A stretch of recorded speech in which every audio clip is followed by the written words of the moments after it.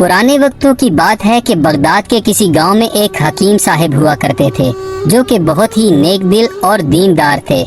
इनका दवाखाना गांव से दूर एक पुरानी सी इमारत में हुआ करता था। हकीम साहब रोजाना मत्तिब जाने से पहले अपनी बीवी से कहते कि जो कुछ तुमको आज के दिन के लिए दरकार है एक पर्ची पर लिख कर दे दो, और वो ऐसा ही करती। हकीम साहब सबसे पहले दुकान पर आकर वो पर्ची खोलते और बीवी ने जो चीजें लिखी होती इनके सामने इन चीजों की कीमत लिखते।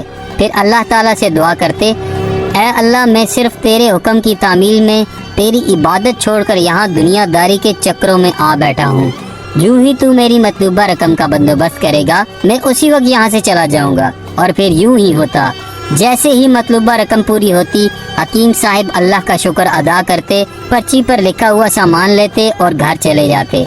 एक दिन हकीम साहब ने दुकान खोली और रकम का हिसाब लगाने के लिए बेगम की दी हुई पर्ची खोली तो पर्ची को देखते देखते ही रह गए। एक लम्हे के लिए तो इनका दिमाग घूम गया, लेकिन जैसे ही उन्होंने अपने असाब पर काबू पाया तो देखा कि पर्ची पर आटे दाल के सामान के बाद बीवी ने लिखा था कि बेटी की शादी का सामान। हकीम साहब कुछ देर सोचते रहे, फिर सब चीजों की कीमत लिखने के बाद शादी के सामान के सामने लिख दिया, ये खुदा का काम है और खुदा ही जाने। एक दो मरीज आए, इनको हकीम साहब ने दवाई दी।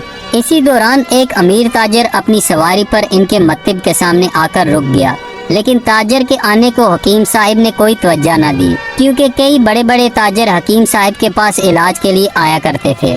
जब तमाम मरीज दवाई लेकर चले गए तो वो ताजर अपने घोड़े से उतरा और हकीम साहब को सलाम करके सामने बैठ गया। हकीम साहब ने कहा कि अगर आपको कोई दवाई लेनी है तो यहाँ करीब आ जाइए, और अगर किसी और मरीज की दवाई लेनी है तो मरीज की कैफियत बयान कर दें। वो साहब बोले, हकीम साहब लगता है आपने मुझे पहचाना नहीं है। और पहचान भी कैसे सकते हैं, मैं 15 साल के बाद आपसे मिल रहा हूँ। जब मैं पहली बार आपके पास आया था तो मैं खुद नहीं आया था, बल्कि अल्लाह ने मुझे आपके पास भेजा था, क्योंकि अल्लाह मेरा घर आबाद करना चाहता था। हुआ कुछ यूँ कि मैं तिजारत के सिलसिले में बाजार आया हुआ था। शदीद गर्मी की वजह से मैं आपके दवाखाने के सामने दरख्त के साए में थोड़ी देर के लिए रुका। आपने देखा कि मैं घोड़े के पास गर्मी में खड़ा हूँ। आप मेरे पास आए और दवाखाने की तरफ इशारा करके कहा कि अंदर आकर बैठ जाइए। मैंने आपका शुक्रिया अदा किया और दवाखाने में आकर बैठ गया। एक छोटी सी बच्ची भी आपके पास खड़ी थी और बार बार कह रही थी, चले ना, मुझे भूख लगी है। आप कह रहे थे, बेटा थोड़ा सब्र करो, अभी चलते हैं। मैंने कहा कि हकीम साहब आपकी बेटी को देखकर मुझे अपनी भांजी याद आ गई है, वो भी बिल्कुल इसी की उम्र की है।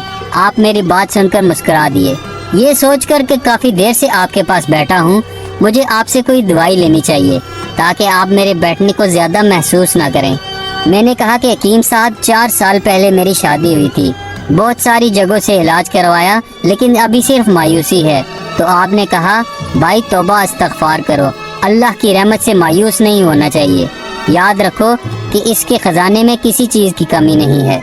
औलाद, मालो असबाब, गमी खुशी, जिंदगी और मौत सब अल्लाह के हाथ में है। किसी हकीम के हाथ में शिफा नहीं होती और ना ही किसी दवा में शिफा होती है। अगर शिफा मिलनी है तो खुदा के हुक्म से मिलनी है। मुझे याद है आप साथ साथ बातें कर रहे थे और साथ साथ पुड़ियाँ बनाते जा रहे थे। तमाम दुआएं आपने 2 हिस्सों में तकसीम करके अलग अलग लिफाफे में डाली और मुझसे पूछा कि आपका नाम क्या है। मैंने जवाब दिया कि मेरा नाम उस्मान है। आपने एक लिफाफे पर उस्मान लिखा और दूसरे लिफाफे पर बेगम उस्मान लिखा। फिर दोनों लिफाफे एक थैली में डालकर दवाई इस्तेमाल करने का तरीका समझाया। मैंने बेदिली से दवाई ली क्योंकि मैं तो आपको कुछ रकम देना चाहता था, लेकिन जब दवाई लेने के बाद मैंने आपसे पूछा कि कितने पैसे हुए तो आपने कहा कि बस ठीक है। मेरे ज्यादा इसरार करने पर आपने कहा कि आज का खाता बंद हो गया। मैंने कहा कि मैं आपकी बात नहीं समझा। इसी दौरान वहाँ खड़े एक शख्स ने कहा कि खाता बंद होने का मतलब है कि हकीम साहब ने आज के घरेलू इखराजात के लिए जितनी रकम अल्लाह से मांगी थी वो अल्लाह ने उन्हें दे दी है, अब वो मजीद रकम नहीं ले सकते। मैं कुछ हैरान हुआ और दिल ही दिल में शर्मिंदा हुआ कि मेरे कितने घटिया ख्यालात थे और इस सादा से हकीम का अपने रब पर कितना पुख्ता यकीन है और ये कितना अजीम इंसान है। मैंने जब घर जाकर बेगम को सारी बात बताई और दवाई दिखाई तो वो कहने लगी कि वो कोई आम इंसान नहीं बल्कि हमारे लिए फरिश्ता है और मुझे यकीन है कि इसकी दी हुई दवाई हमारे लिए फायदेमंद साबित होगी। हकीम साहब, आज मैं अल्हम्दुलिल्लाह 3 बच्चों का बाप हूँ। خدا نے آپ کو ہماری مدد کے لیے وسیلہ بنایا۔ جب بھی میں بغداد آتا ہوں میں ہمیشہ آپ کے دواخانے پر آتا ہوں، لیکن ہمیشہ اسے بند ہی پایا۔ میں کل بھی آیا تھا لیکن آپ کا دواخانہ بند تھا۔ ایک آدمی پاس کھڑا تھا، اس نے کہا کہ اگر آپ کو حکیم صاحب سے ملنا ہے تو 11 بجے لازمی پہنچ جائیے، اس لیے آج میں سویرے سویرے آپ کے پاس آیا ہوں۔ جب 15 سال پہلے میں نے آپ کی بیٹی کو دیکھا تو بتایا تھا کہ اسے دیکھ کر مجھے اپنی بھانجی یاد آ رہی ہے۔ میری بھانجی کی شادی اس ماہ کی 15 تاریخ کو ہونا تھی اور اس کی شادی کا سارا بندوبست میں نے اپنے ذمہ لیا ہوا تھا۔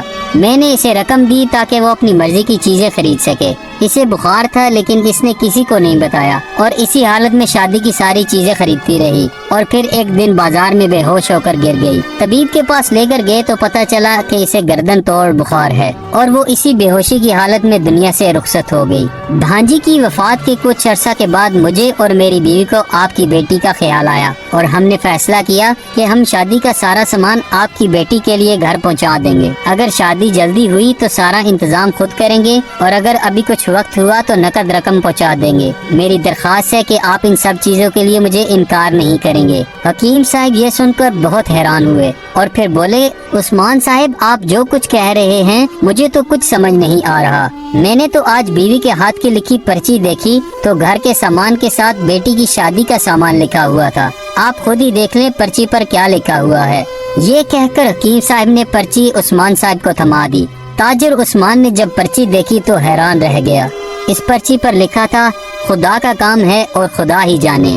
حکیم صاحب نے کہا کہ عثمان صاحب آج تک ایسا نہیں ہوا کہ جو بھی پرچی راشن لانے کے لیے بیگم نے دی ہو اس کا بندوبست نہ ہوا ہو۔ آپ کی بھانجی کی وفات کا مجھے بے حد افسوس ہے، لیکن میں اس پاک رب کی رحمت پر حیران ہوں جو کیا کیا کرشمے دکھاتا ہے۔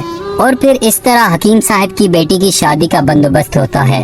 دوستو یہ کہانی تو یہاں ختم ہو جاتی ہے، لیکن اس کہانی سے ہمیں بہت بڑا سبق حاصل ہوتا ہے کہ اللہ تعالیٰ پر ہمیشہ بھروسہ کرنا چاہیے اور اللہ تعالیٰ کی رحمت سے کبھی بھی نا امید نہیں ہونا چاہیے۔ دوستو اگر آپ کو ہماری آج کی ویڈیو پسند آئی ہو تو اسے لائک اور دوستوں میں شیئر کریں اور ہمارے چینل کو سبسکرائب کریں۔